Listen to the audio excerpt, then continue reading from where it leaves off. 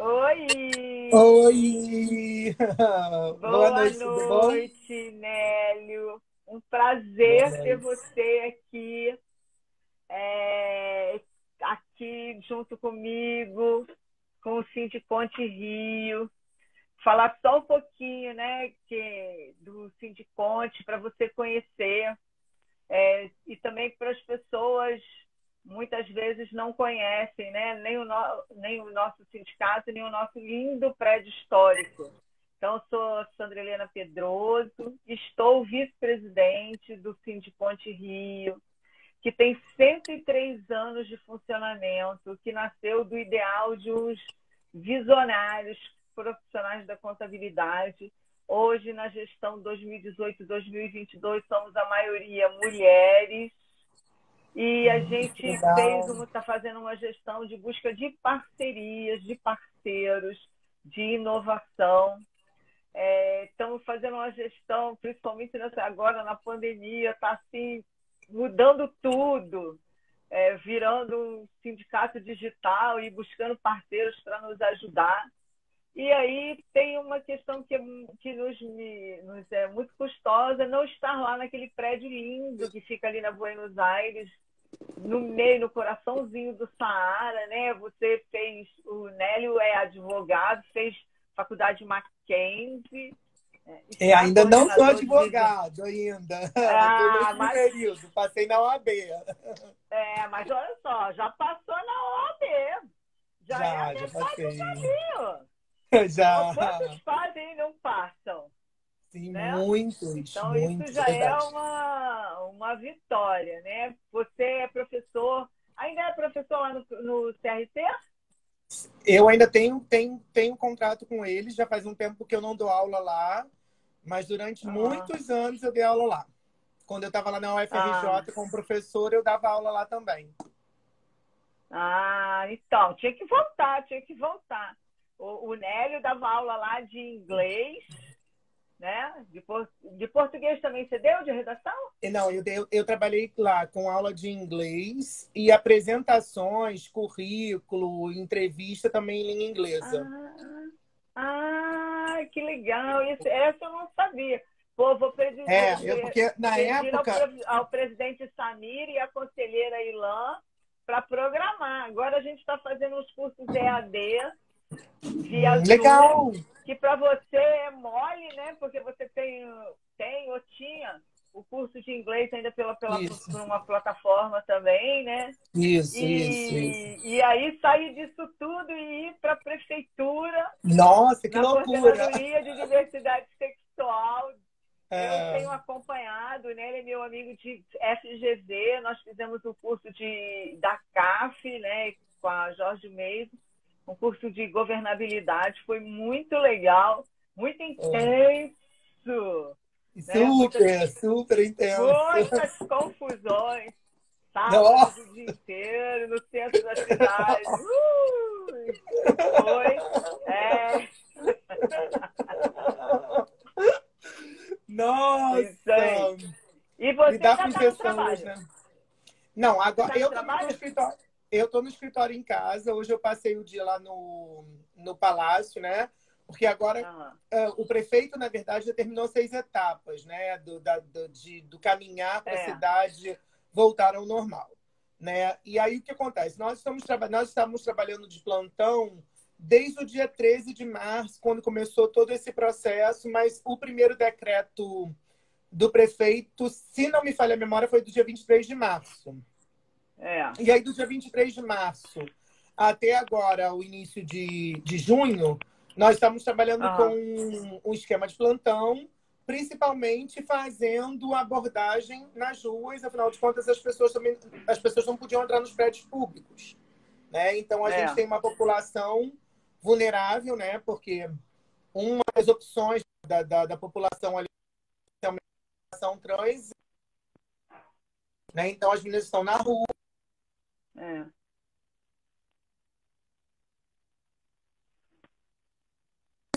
fiquem vulneráveis. Sandra, tá me É. escutando? Então, até a gente pode começar por isso.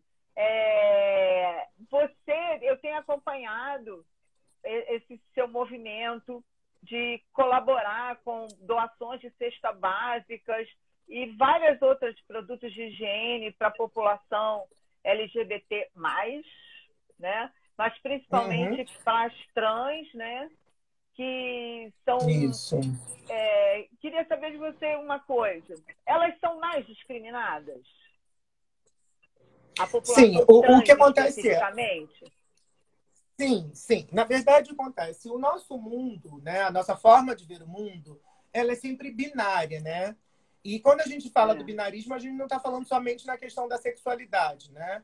As pessoas, é, elas esperam sim ou não, elas esperam preto ou branco, elas esperam um homem e a mulher. Então, assim, essa forma de ver o mundo, ela é uma forma, inclusive, metodológica, né? Quando você vai ver aí aham, as metodologias de ensino, as metodologias de construção de opinião, etc. Então, assim, essa forma, né, binária de ver o mundo parte para a sexualidade, né? E aí, quando você vai lá ver a história da sexualidade do Foucault, você vai percebendo que as instituições, o caminhar das instituições cada vez mais vão pressionando para que aham, esse binarismo também venha para a sexualidade, né? Aí com o tá, advento da questão das religiões, enfim. E aí o que acontece? Você imagina se no caso dos gays e das lésbicas você já tem uma cobrança gigante, você imagina para uma pessoa que é, transiciona, né? Ou é, seja, como que você para as pessoas que ainda veem o mundo dentro desse prisma de binarismo, como que você consegue fazer com que haja essa relação com o que não está no homem, o que não está na mulher, mas que caminhou para uma dessas pontas? Então, a aham, população trans, ela acaba recebendo toda uma pressão social de não aceitação. Então, isso é fato. é, Fato é que a população trans, quando você vai estudar qualquer pesquisa, qualquer trabalho aí da população LGBT, você percebe que a população trans é a mais atingida pelo preconceito. E o que acontece é justamente, ao meu ver, né, ao meu humilde ver, a explicação está, se você for olhar de uma forma diacrônica, né, você percebe aham, que, ao meu ver, é essa a causa, né? O que não justifica o preconceito, o que não justifica, eu só estou dizendo assim, o caminhar, né, sem querer sim, justificar o preconceito, porque o preconceito ele é injustificável. Mas aí tem a questão da educação, porque assim, o preconceito ele caminha de várias formas, né? Vamos entender que, tipo assim, você tem aquele preconceito velado, né? Aliás, nós brasileiros é, somos muito reconhecidos por isso, né? Parece que as pessoas falam com que não há certeza. racismo aqui, que não há É isso que eu ia LGBTfobia, que é falar. tudo uma alegria. Isso, Entende? Que é tudo uma alegria, é, que o carioca é maravilhoso e que não tem as feminicídio. moreninhas, Isso. né, Então, o até inclusive. narizinho, a boquinha, Isso. Então, até quando você. Porque assim, eu venho de letras, até quando você vai lá dar uma olhadinha na literatura, a própria literatura, em vários aspectos, aí eu não quero entrar com anacronismo, né? Porque, por exemplo, você vê que aham, Monteiro Lobato agora, Monteiro é, Lobato tá nessa questão aí, né? Então, é, por eu ser de literaturas, eu não posso cometer, ao meu ver, esse erro de uhum, anacronicamente avaliar uma obra. Mas, assim, olhando de forma rasa, esses traços, inclusive, da população negra, você veja na literatura e você já vê todo um movimento, inclusive, que hoje está sendo questionado aí pela população negra. Da mesma é, forma, você também vê a questão LGBT. Você vê que as palavras afeminado, né? Palavras, é, digamos assim, é, mais metafóricas, mas que estão ali tentando delinear aí uma identidade disso dentro da literatura, dentro do texto escrito e até mesmo do texto falado. Então, quando você fala da população trans, o que acontece é que o que é diferente, né? Por que as pessoas sorriem quando uma pessoa cai, por exemplo? Uma vez uma professora minha de literatura comparada deu uma explicação fantástica. Porque aquilo sai do seu normal, né? Do que você está acostumado a ver. né? Não é uma psicopatia, entende o que eu tô dizendo? Tá. Aham. E isso é muito comum as pessoas fazerem, né? Ver uma outra cair, a primeira coisa que faz é rir, né?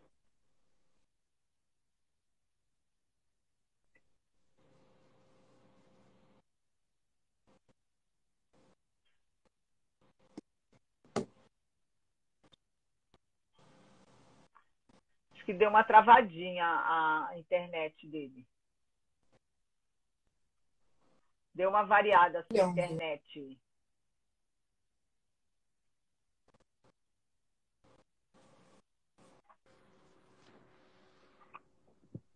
Oi. Ah, voltou. Voltou? Voltou.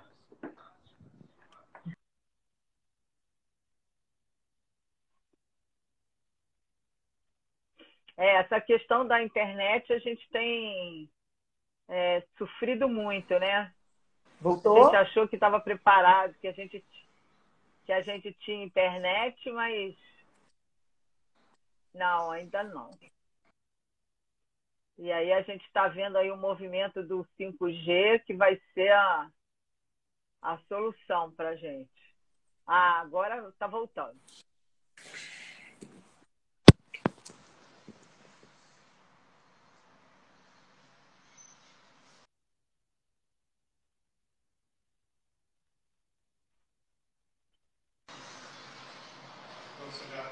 Ah, Não, essa internet é muito ruim. Todos usando internet. Não, a dica daqui de casa é muito ruim. voltou. Voltou. Então, Nélio, mas isso é uma coisa bem interessante. Nunca tinha pensado. Ai, que quadro lindo. Agora eu vou. Muito Tá me interessante. acompanhando agora, eu tô escutando. Diga.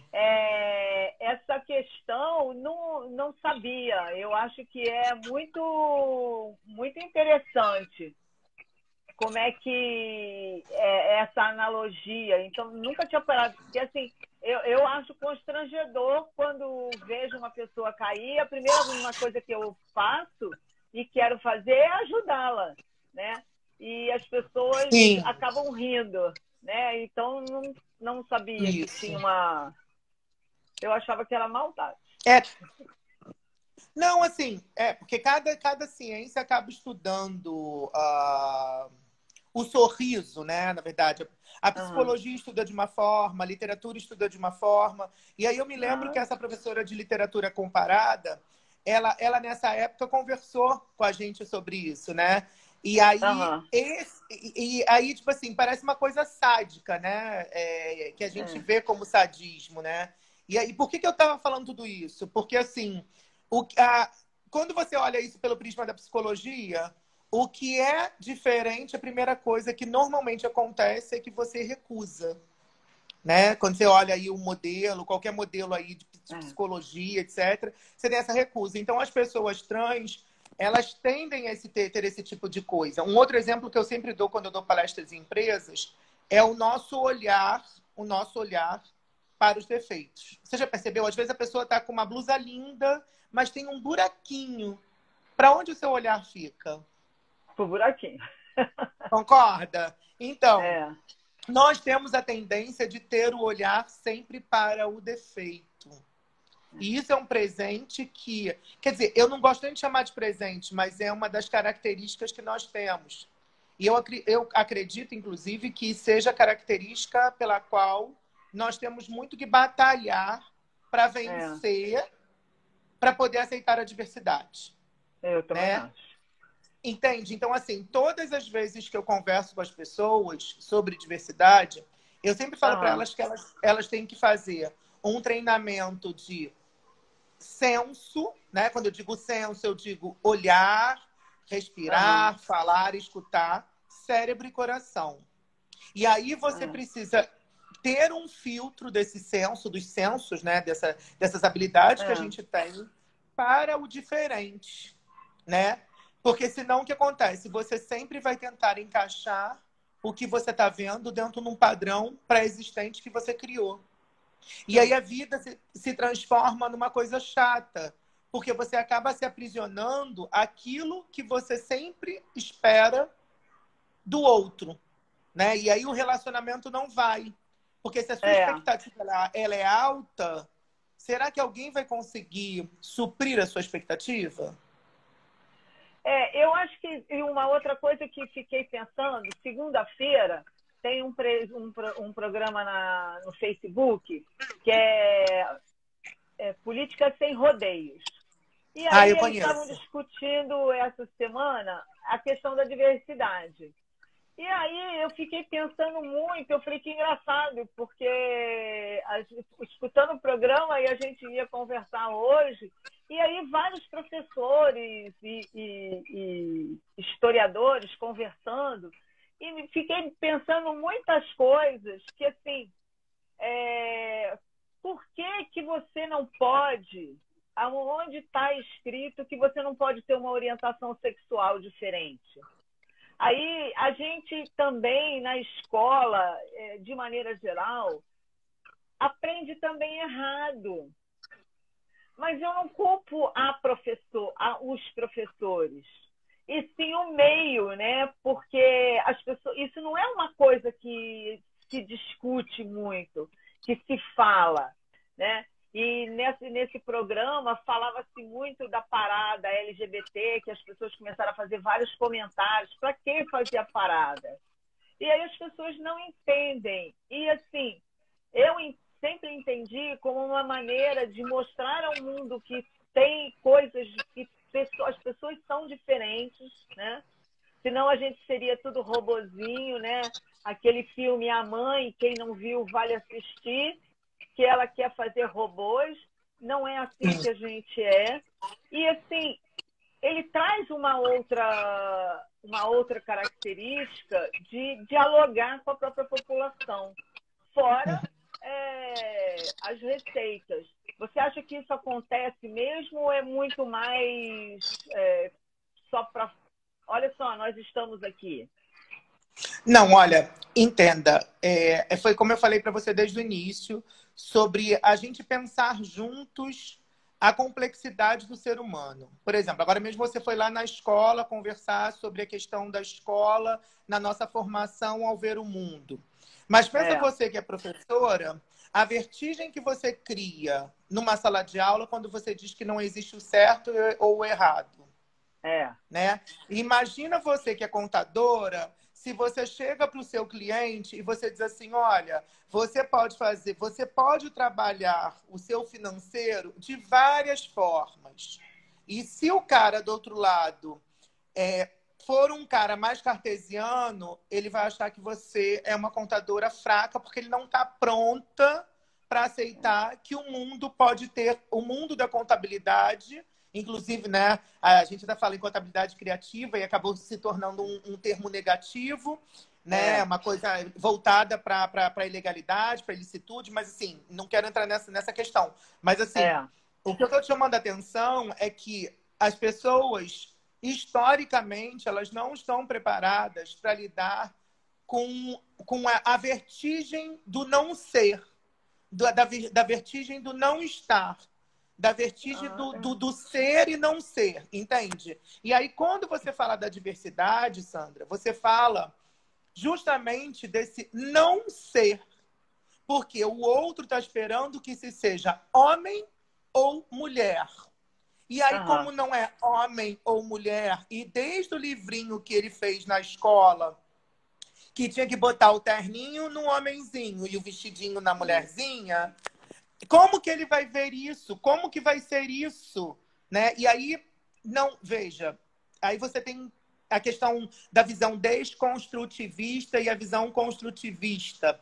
E aí você entra nas questões ideológicas, enfim, que talvez a gente uma hora não vai conseguir dar conta delas. Mas, assim, o ponto é que, digamos assim, nós somos treinados dessa forma. E aí o que acontece? Até mesmo na faculdade, pensa na faculdade de contabilidade, porque eu lido com vocês da contabilidade há muitos anos. Né? Então, assim, o quanto o aluno da contabilidade, porque a contabilidade, por exemplo, na UFRJ, ele está no CCJE. né? Então, é um misto de humanas com matemática, com tudo isso. E aí, o que acontece? O aluno, às vezes, o próprio aluno se perde nesse processo de, digamos assim, não, você precisa humanizar esses números, você precisa conquistar clientes, você precisa atender essas demandas. Não é simplesmente uma tabela de Excel, não é simplesmente uma calculadora HP, entende? Então, assim, humanizar as pessoas, eu estou para te dizer que é o maior desafio. Agora, para te levar lá para a questão das paradas LGBTs, todas as minorias têm os seus marcos. O movimento feminista é um movimento que carreou todos os outros movimentos. As mulheres, quando foram brigar pelo voto, as mulheres, quando foram brigar pela sua liberdade, pelo seu caminhar, elas é fato notório que elas deram a vida por isso, né? Então, quando você vai caminhando aí pelo mundo, você vê vários monumentos, você vê vários, digamos assim, digamos assim, celebrações para lembrar o mundo sempre do caminhar histórico da mulher. Isso não é diferente com todas as outras, com todos os outros cidadãos do mundo. Porque, às vezes, o que acontece hoje, as pessoas brancas, né, as pessoas, digamos, que já estão historicamente numa posição mais privilegiada, mesmo elas, em algum momento, elas tiveram que lutar para conseguir os seus direitos. Porque as pessoas todas esquecem que todos nós, o direito, ele não é dado, ele é conquistado. Então, ele foi conquistado um pouco mais adiante pelas pessoas brancas privilegiadas. Depois, conforme a complexidade veio vindo, as mulheres, os negros e os LGBTs. E aí, cada grupo social faz da sua luta um aviso. Veja a questão dos judeus na época de Hitler, sempre estão marcando We Remember, e aí já aglutinam os LGBTs. Eu todo ano estou lá com eles, porque fomos uma população que fomos torturadas também por Hitler. Enfim, a parada LGBT é justamente essa complexidade da luta. Então, ela tem um marco, ela é um marco importante não somente para estar lá, é para lembrar o mundo, lembrar as pessoas o todo da caminhada da população LGBT até ali. Então, isso é uma questão histórica. Aí, depois, você tem a questão financeira, o envolvimento do Estado com a parada, o envolvimento do financiamento da parada. Isso é uma questão que tem que ver da relação da parada com o Estado. Mas, independente da relação da parada LGBT com o Estado, que, tipo assim, sempre é complicada e complexa, porque se você for olhar historicamente...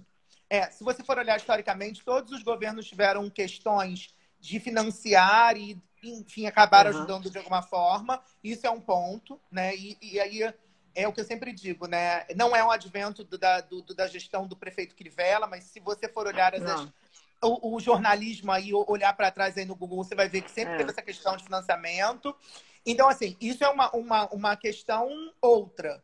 Mas, assim, o que a gente não pode permitir, o que a população LGBT não pode permitir, e que a população toda, não é só a população LGBT, a população toda, porque nós fazemos parte de um todo, né? A população, o ser humano não pode permitir que haja uma má interpretação desses movimentos digamos assim, de marcar a caminhada das populações. É como as mulheres, por exemplo. Muitas das vezes nos eventos feministas, você vê algumas mulheres mostrando seus seios. Para um incauto, parece que aquilo é sexualidade, é sexualização. Não é. Aquilo ali remete à questão lá da do Loren. Da queimada dos sutiãs. Então, assim, existe toda uma carnavalização, uma questão simbólica que para as pessoas mais, digamos assim, mais pontuais mas, vamos dizer assim, com a compreensão somente para aquele recorte ali, é possível que essa pessoa, na verdade, tenha uma interpretação negativa.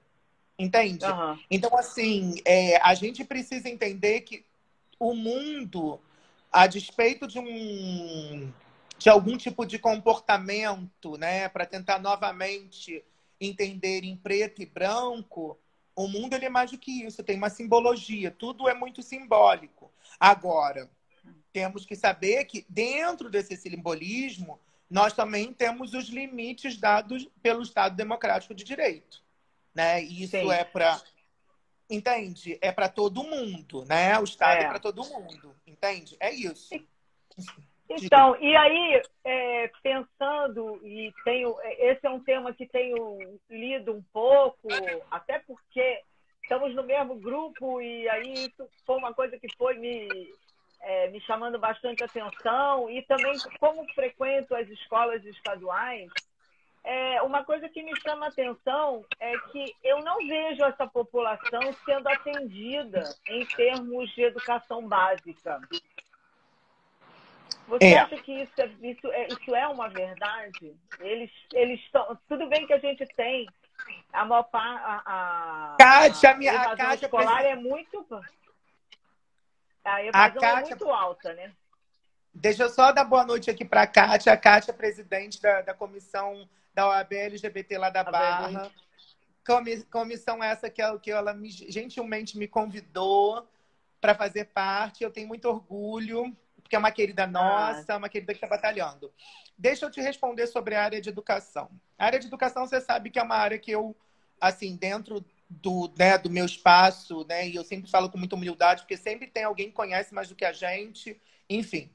Mas, assim, Sempre. dentro da área de educação, tipo assim, né, a minha formação base é de educação, né? Eu sou de português e literatura, sou de português e inglês e sou licenciado aí, tanto para português e literaturas quanto para português e inglês. E a escola básica não foi uma escola que eu tenha frequentado, porque quando eu passei no concurso, eu já passei para nível superior e para ensino médio. Então, assim, a escola sempre foi um objeto que eu estudei, visitei, assisti aula, e a questão teórica, e até mesmo fazia parte, até vir para a prefeitura, num grupo de prática exploratória na PUC Rio, que são professoras queridíssimas minhas. E a pesquisa exploratória nada mais é do que essa possibilidade das pessoas trazerem o seu discurso, a sua vivência de sala de aula, para que essa praxis, na verdade, junto com a teoria, consiga dar algum alento, trazer alguma resposta, algum tipo de reflexão. E o que acontece para a população LGBT? Eu não sei se você sabe, mas há um tempo atrás, quer dizer, já faz bastante tempo, vários institutos internacionais estudaram, inclusive a própria ONU, a questão da população LGBT nas salas de aula no Brasil, né? E aí o que acontece? Aí, veja, eu agora, no cargo, eu posso te dizer a prática. Antes disso, o que eu podia te dizer era esse estudo. E esse estudo foi feito de uma forma muito séria. E ele foi feito não somente numérico, ele é um estudo quali-quant. E ele pegou... E o que foi interessante? Porque ele, assim, ele pegou os números e pegou as narrativas dessas pessoas. Né? Fez um recorte para que houvesse nessa pesquisa, depois eu posso até dividir com você o link, porque eu até utilizei nessa monografia que eu fiz agora, da Mackenzie. Agora, assim, não utilizei na pesquisa em si, mas eu utilizei para poder refletir do que eu estava fazendo, porque eu tinha escrito um trabalho lá para a coordenadoria. Bom, tirando toda essa, né, para não ser muito prolixo, o que acontece? A escola e a casa são dois ambientes extremamente violentos à população LGBT.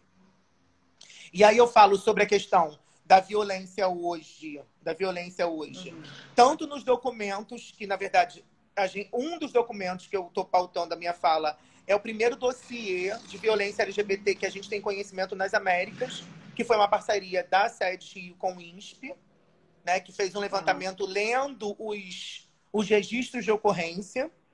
E aí eu posso Tá. dizer sobre a questão do lar, como o lar ele é inóspito para as pessoas LGBTs. E com esse dossiê, com esse outro documento da ONU, a gente vai para a questão da escola. Porque, na verdade, o que acontece na escola para a população LGBT? Novamente, a gente vai voltar para a minha fala lá inicial. Né? Tá. Não é homem, não é mulher. E aí o que acontece? Você imagina, se um menininho que é um pouquinho mais afeminado, como eu fui, já era difícil, você imagina uma criança trans nas escolas, né? E assim, e a escola, na verdade, por muitas vezes, é um território complexo de trabalhar. Por quê? Porque primeiro a gente tem que olhar pelo viés do direito, né? A gente está falando, na verdade, de pessoas que não se responsabilizam pelos seus atos sozinhas. Elas dependem dos pais para se responsabilizar por aquilo dali. Né? Então, quando você olha lá no Código Civil, lá no artigo 3º lá do Código Civil, você vê exatamente o como, na verdade, o Código Civil, que espelha a Constituição, tutela, o Estado, na verdade, tutela essas pessoas por representação dos pais. Né? Então, esse é um primeiro ponto que, às vezes, as pessoas falam tanto do espaço escola, ou por que não se fala, ou por que não se leva isso, etc. E aí entra essa questão da complexidade para você trabalhar com isso na sala nas escolas em si, né? E isso não é um presente só do Brasil, isso é um presente do mundo. Tem, inclusive, algumas escolas por aí afora, porque, tipo assim, em todos os lugares que eu fui por aí, eu também fui conhecendo escolas. E aí o que acontece? As escolas que trabalham isso no nível fundamental, os pais assinam um documento autorizando. Entendi. Né? Tá. Nunca tinha pensado por isso. E aí, na verdade, alguns, na verdade, conseguem via legislativa. Quando consegue via legislativa, aí, na verdade, a escola está amparada com o viés legislativo. Né? Ou, quando eu digo viés legislativo, entenda, até mesmo na função atípica do chefe do executivo. Né? Porque, tipo assim, o chefe do executivo pode ter um decreto aí, pode decretar, enfim, para fazer com que a coisa aconteça. E aí o que acontece? Não é um advento também só do Brasil, as questões, porque aí quando você entra na questão mais macro, você tem visões construtivistas e desconstrutivistas. Ou seja, existe uma forma de pensar que, tipo assim, esse modelo não está de acordo, a gente tem que, né, destruir. Não gosto da palavra destruir, né? Mas, assim, tem que... desconstruir, né? Desconstruir, né? Vamos botar a palavra desconstruir. E que, tipo assim, para alguns aspectos eu acho positivo, para outros aspectos eu acho complicado, principalmente quando você fala da escola. E aí o que acontece? Ao meu ver, Sandra, a despeito desse debate, que aí entra a questão das linhas ideológicas, da política, etc., a escola precisa voltar a repensar o exercício da cidadania. E quando você fala da cidadania, você esbarra em todas as questões principiológicas, dentre elas o respeito. Entende? Então, o que acontece? Às vezes eu vejo o debate acontecendo, né? Eu nem me adentro muito a isso, porque eu acho que eu entendo porque aí, na verdade, uns falam em educação sexual, outros falam em sexualidade, aí tem kit disso, kit daquilo outro, e pererê, parará. Só que, assim, antes de tudo, existe um plano pedagógico. E esse plano pedagógico, Sandra, se ele for construído da forma que a gente aprende na faculdade, que você tem que ter objetivo, conteúdo, atividades, avaliação, recurso, sabe? Que a gente até aprende o cara, né? Objetivo, conteúdo, atividade, recurso, avaliação. Quando você constrói essa coluna, ali dentro estão os seus princípios. E dentre eles o respeito. Então, ao meu ver, o que está faltando para a escola é voltar a pensar o plano pedagógico. E não a minha verdade, a sua verdade. Entende? Sabe? Entende? É assim, peraí, eu como professor, eu tenho que oportunizar o meu aluno conhecer verdades. Verdades. Não, Entende? e Porque você eu sabe que preciso... você falando isso, eu milito, né, no Conselho Estadual de Alimentação Escolar. E na alimentação escolar, se a gente sai da diversidade e falar da alimentação escolar, tem o mesmo problema. Às vezes eu chego em escola que a aluna vira para mim e fala assim, a senhora, como do conselho, a senhora não pode pedir para que a escola sirva mais verdura, tenha menos carne, que tenha mais fruta. Ah, eu sou vegetariana. E aí a escola fala assim, não posso fazer uma coisa diferente para meia dúzia. Então, você falando isso me leva ao que o meu sentimento enquanto cidadã, que falta exatamente isso, essa questão da cidadania e de respeitar o outro como um todo. Né? A gente tem o ditado, né? O seu direito termina quando começa o meu. Mas eu acho que mais do que isso, é respeitar, ter empatia muito pela outra pessoa. E eu acho que falta muito isso para gente. E aí, na escola, você não vê esse público fica muito acanhado. E aí, na academia, eu acho que ainda fica pior, não? Olha, De deixa eu maneira te geral, falar. na Eu, quando... universidade. Assim, deixa eu te falar.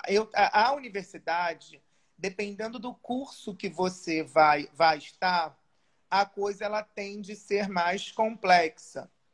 Eu não quero generalizar e muito menos simplificar, não quero ser simplista no que eu vou te explicar.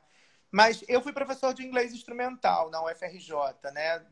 Eu fui aprovado no concurso da UFRJ e passei um tempo lá dando aula. E o professor de inglês instrumental tinha o prazer de dar aulas na própria Letras, quanto dar aula para os outros cursos. Então, eu trabalhava na engenharia, na biologia, na enfermagem, etc. E aí, o que acontece? Quando você vai andando por aí, etc., você vai acabando ver as formas com as quais as pessoas vão observando o mundo. Como que as pessoas vão observando o mundo. Então, a engenharia, por exemplo, mudou muito. Por exemplo, o curso de engenharia lá na UFRJ, por exemplo, já existe um movimento de pessoas LGBTs. Olha, então, assim, você tem coisas muito legais acontecendo. Mas, por exemplo, eu vivenciei uma situação com alunos de Física e Química, porque no curso de licenciatura de Física e Química da UFRJ, você tem a cadeira de inglês instrumental.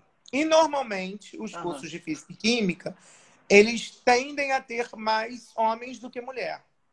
Mas isso já estava mudando. Isso já estava mudando.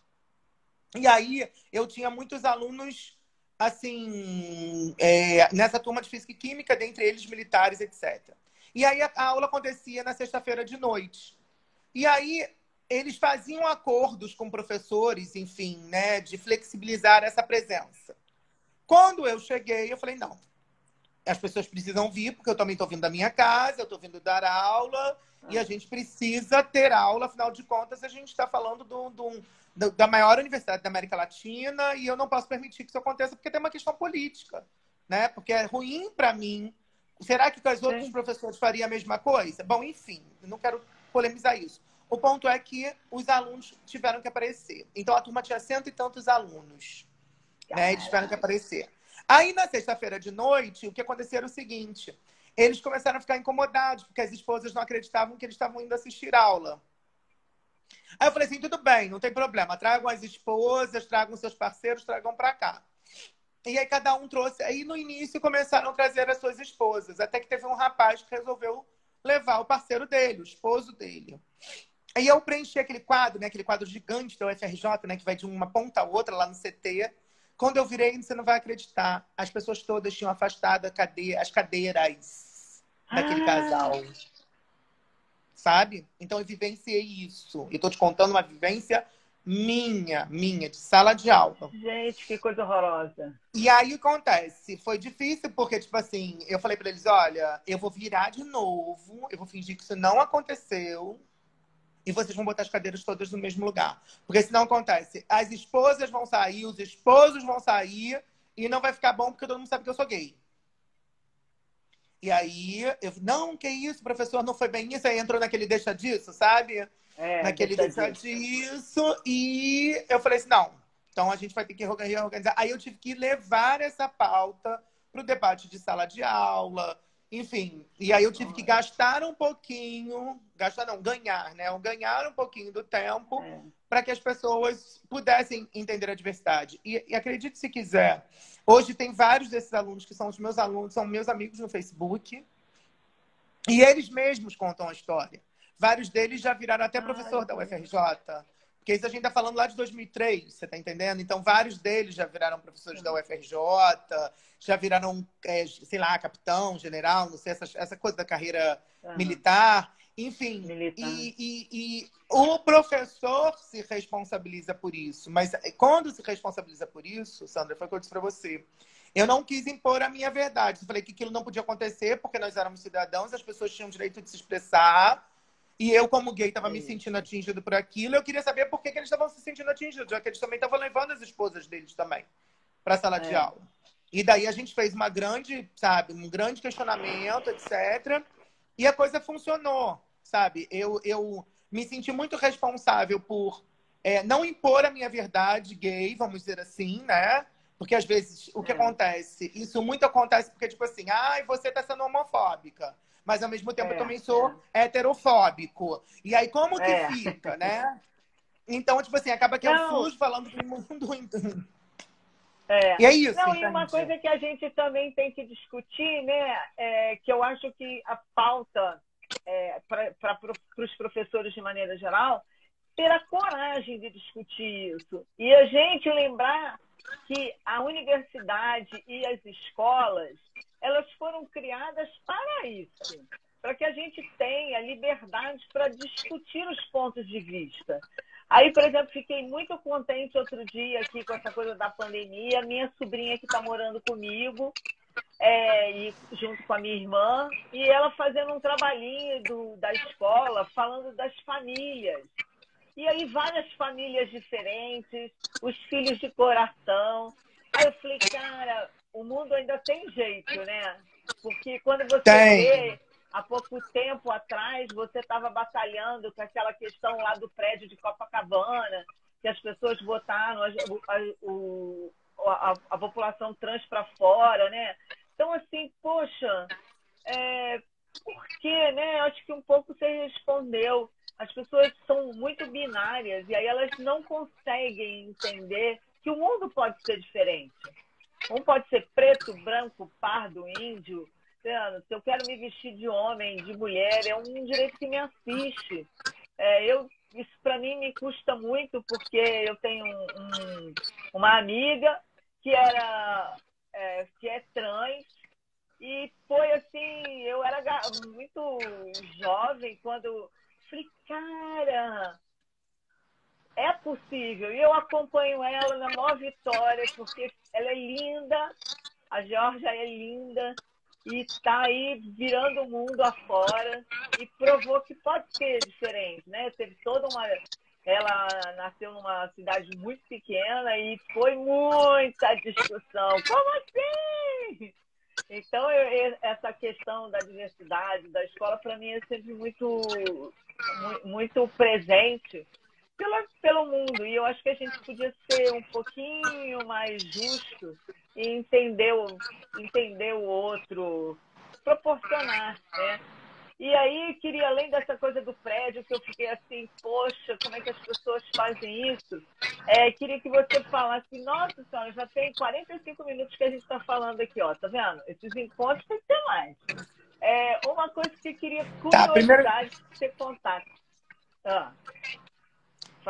Então, primeiro de tudo eu quero dar um oi pro Pedro. Pedro Rafael tá aqui, acabou de entrar aqui. Pedro Rafael, dia desse, também discutiu sobre diversidade lá com os parceiros dele lá, enfim, do viés, da forma de pensar um pouco mais liberal, enfim, né? E esses rótulos, na verdade, o que acontece? A gente sabe que todos eles acabam tendo que ser repensados quando eles vão você vai para a gestão prática, quando você vai para o mundo real, né? Então, assim, você tem um plano de estado mínimo, mas aí, olha o que aconteceu, tem essa pandemia, e agora virou o estado máximo de novo, enfim. Esse tipo de questão, ela vai sendo trabalhada, né? Conforme a coisa vai andando, né? Sandra? Tô te ouvindo. Alô? Tá me ouvindo? Oi? Sim, tá me ouvindo tô agora? ouvindo. Tá, então, Sim. o que acontece é o seguinte. Bom, agora vamos falar sobre a questão de ocupação, né? Quando você fala de ocupação na cidade, você fala sobre o direito fundamental, que a própria Constituição dá conta do direito de moradia, né? Do direito de você poder ter minimamente um espaço para poder conduzir a sua vida, né? E a falta de espaço e a falta de recursos, né? Pedro Rafael da área de Relações Internacionais, enfim, estudou economia por força do curso de Relações Internacionais. A gente sabe que os recursos são escassos, né? Inclusive, as políticas de pressamento, elas são trabalhadas justamente dentro dessa premissa de escassez de recursos, né? E aí a gente vai esbarrar na questão da moradia. E aí o que acontece? Como você faz... Quais são as políticas que você precisa realizar para dar conta das moradias das pessoas, né? Para poder ter vidas saudáveis e sustentáveis na Terra, né? No Rio de Janeiro, no Brasil, no mundo. Vontade política. Isso. A nossa Política Constituição... pública. A nossa Constituição prevê algo... Nenhum direito é soberano na nossa Constituição. Todos os direitos que estão ali, eles são, na verdade, eles passam por vários questionamentos justamente para que haja a possibilidade de decisão sobre aquele direito em si, né? Ou seja, se esse direito for absoluto, se esse direito for absoluto, o que você está desrespeitando? E aí vem essa questão. Aí vem a questão social da ocupação, né? Você pensa...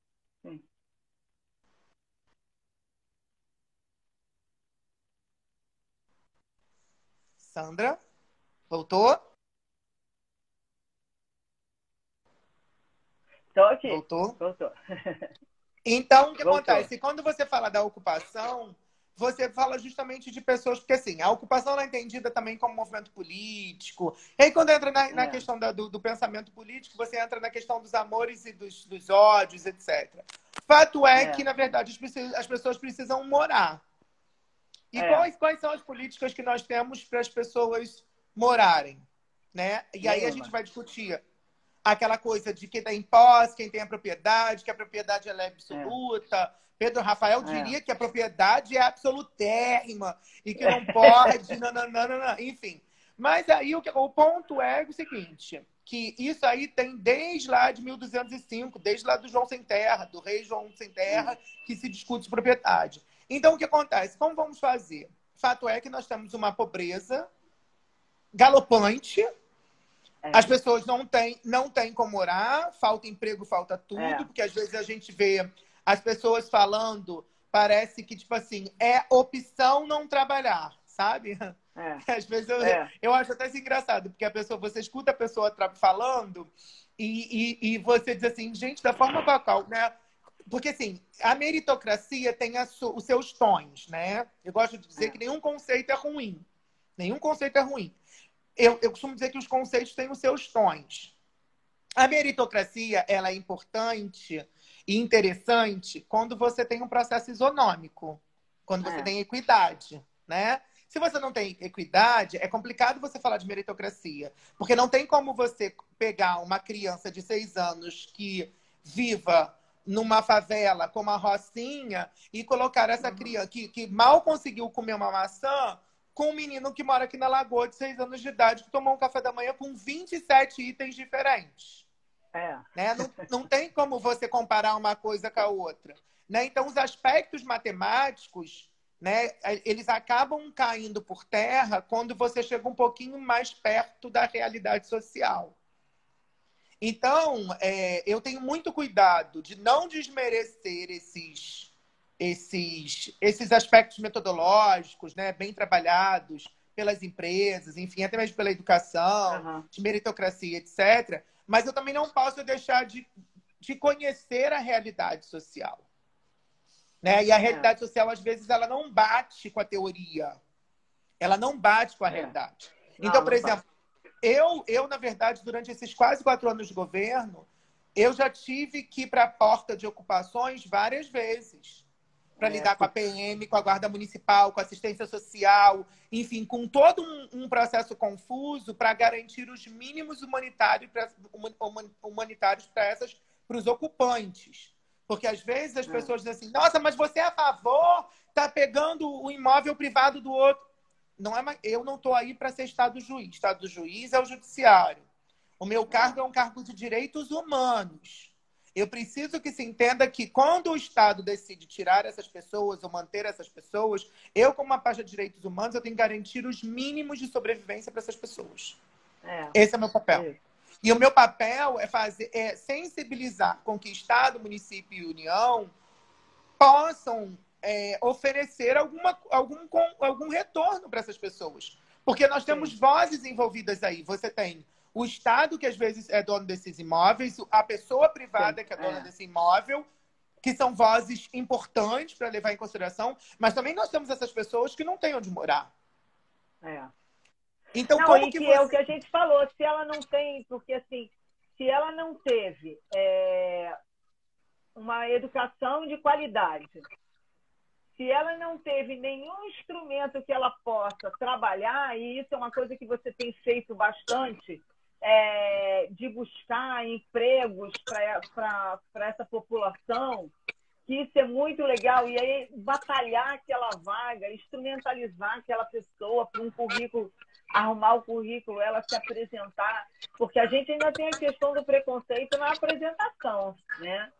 Que eu acho que isso é assim, eu posso contar várias coisas aqui que passei com essa questão da apresentação, das pessoas falarem de tudo.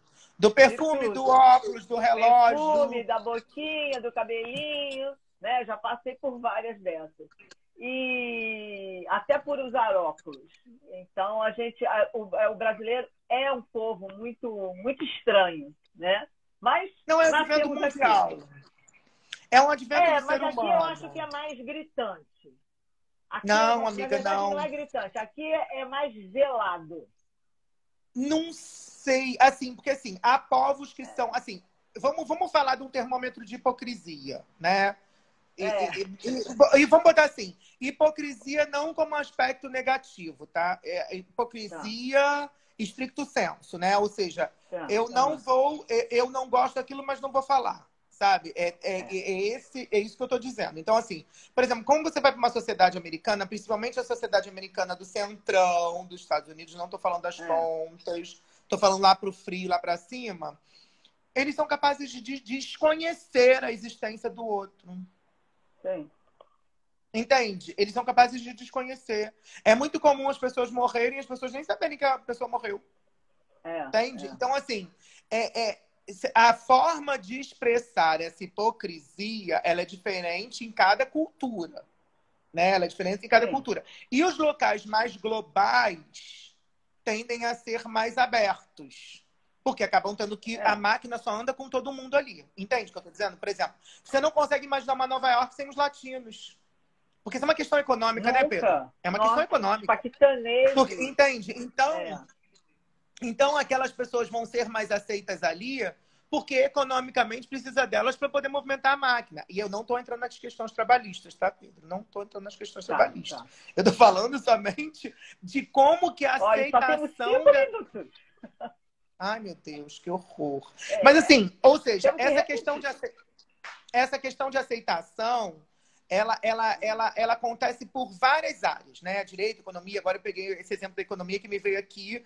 Por quê? Porque, tipo assim, quando você vai a Nova York, você vê dessa forma. Mas aí você sobe um pouquinho mais para cima, você vai lá para Washington, para pegar do lado com o Canadá, você vê mais branquinhos, você quase não vê latino, etc. Então, como que essas pessoas vão aceitar? Entende? É aquela coisa de o diferente. Por isso que eu falo assim, o Brasil, esse Brasilzão de meu Deus, é muito difícil a gente falar da cultura. Veja, a gente tá no Rio de Janeiro, Zona Sul e Zona Norte. A gente convive com gringo aqui, não acha estranho. Leva um gringo pro Meia, por exemplo, né? Um exemplo. Eu sou do Roça, sou de Jacaré, amo. Eu sou favelado, vim de lá. Mas assim, entende? O óculos é diferente. Então, assim, por isso que eu nunca permito as pessoas dizer não. Porque o Brasil, não existe o brasileiro. Existe você, existe, entendeu? Existe eu. Na FGV mesmo, a gente vê, olha um barril de pólvora que é o nosso turma, vira e mexe, as pessoas desentendem, uma confusão. Eu mesmo, de vez em quando, eu tapo em todo mundo me dá tapa no grupo de WhatsApp. E é um fervo, né? E é um fervo. E que viva a democracia, né, amiga? Que viva a democracia. Graças a Deus. Viva a diferença, gente. Exatamente. Eu acho que isso é que faz o mais gostoso de saber viver, é respeitar essa diferença, conviver com essa diferença e trocar com essa diferença. Sim. E a gente tem que aprender todo dia. Esse é um exercício. Eu ultimamente levanto e falo assim, presta atenção, cuidado, porque é diferente. Principalmente nessa época de pandemia, está sendo assim, muito difícil. E causa vertigem. Eu tô síndica aqui no prédio, tem várias questões aqui que vai aparecendo, você fica assim, meu Deus! Isso existe. Ai, mas... Entende? Por exemplo, quer ver uma coisa? As pessoas às vezes não compreendem isso. Depois que terminar essa live, você não vai ser mais a mesma pessoa e nem eu vou ser mais a mesma pessoa. Entende? Talvez tanta coisa que você achasse de mim e eu achasse de você já mudou com uma simples live. Sim. E quantas coisas que você me disse que vão me deixar pensando e o que eu te disse vou te deixar pensando. Ontem mesmo eu fiz uma live que eu passei pela cozinha como eu passei hoje. Alguém falou 198 deputados. Eu já usei na minha live. Aquela informação eu não tinha. Por exemplo, o meu discurso agora foi construído com o Pedro. O Pedro entrou aí, ele gosta dessa coisa neoliberal, Estado mínimo, não. Eu falei, peraí, deixa eu pegar esse exemplo aqui. Ele e o Vavá entraram aqui e a gente tem que fazer. Eu vou testar umas outras plataformas aí, que eu acho que a gente tem que discutir mais isso, né, Hélio? Se proponha. Principalmente da gente falar mais isso pensando no ensino médio. Eu acho que a gente tem que levar essa pauta para o secretário de educação, para o governador, porque eu acho que se a gente discutir... então, se a gente discutir isso na escola, vai ser muito bom. Olha só, faltam 1 minuto e 50. Queria te agradecer muito por esse bate-papo, foi maravilhoso, passou muito rápido. Acho que a gente tem que repetir para que a gente possa discutir mais isso, conversar mais sobre isso, instrumentalizar mais as pessoas e fazerem uma coisa fundamental, é pensar no outro, ser solidário, porque não adianta também ficar dando dinheiro de doação se você não é solidário com o outro, né? Aí queria dizer para todo mundo que essa live vai estar disponível no IGT e amanhã no YouTube. Queria agradecer a todo mundo que esteve aqui. Semana que vem temos terça e quinta, às 7 horas, temos outras temáticas aí. Cada terça e quinta eu tenho feito umas temáticas diferentes. Te agradecer muito e aí te dar os últimos minutos para se despedir. Bom, eu fico muito feliz porque, assim, eu estava um pouco arredio. Eu até falei com você, né, de fazer lives, etc. Porque, assim, eu tenho muito cuidado com a população que eu atendo, sabe? Eu não podia ficar fazendo live se a minha população estava me demandando comida, né? Sim. Porque, assim, eu e você estamos aqui com o celular, estamos no calorzinho da nossa casa, no quentinho da nossa casa, mas tem uma galera que sequer tem um papelão para deitar em cima. E eu sou um servidor público da minoria. Então, assim, no início, as pessoas até me acharam muito grosseiro por não aceitar fazer parte de live. Mas eu não aceitei. Porque, tipo assim, eu não tenho muita paciência para o mundo digital, né? Assim, para o grupo de WhatsApp, Facebook. Eu acho tudo um horror, todo mundo fala ao mesmo tempo. E aí bate boca. Enfim, faz parte da democracia. Enfim, mas eu cheguei, tô aqui. Muito obrigado a todo mundo.